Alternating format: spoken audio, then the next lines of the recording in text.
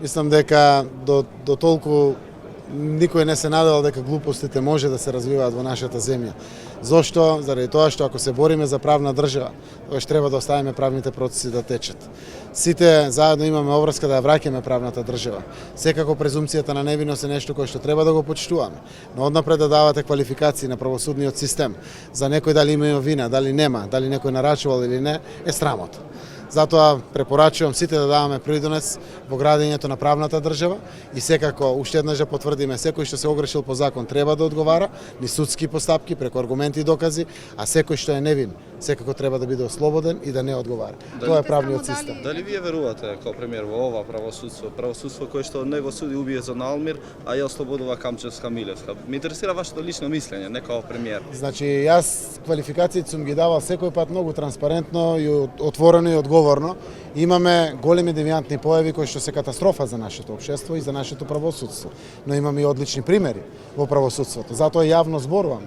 Ме гледавте во парламентарната говорница.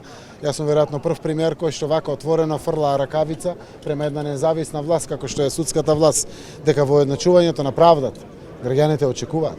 Нема правда ако таа не е еднаква за сите. Ако секој не одговара согласно закон и ако таа не биде транспарентна. Транспарентност е овозможувате и вие новинарите, медиумите. Ве молам да продолжите да помагате. Преку вашиот комент, преку вашите коментари и реакции, секогаш вие сте гласот на народот, можеме многу што да исправиме во правосудството. Законите се донесени. Законите се целосно во корелација со Европската унија, со Венецијанска комисија. Треба да смениме однесувањето на секој од нас поединечно, почнувајќи секако од секој на својата позиција каде што ја носи својата одговорност. Скоро во една дебата, телевизијска дебата, викаше нема да ви помага кон патот на датумот на Европска унија. Вашиот коментар за ова? Должност негова е да помага. Должност и ваша е да помагаме, должност и моја. Ние сме пред се граѓани на ова наша земја со стратешка цел интеграција во Европската унија.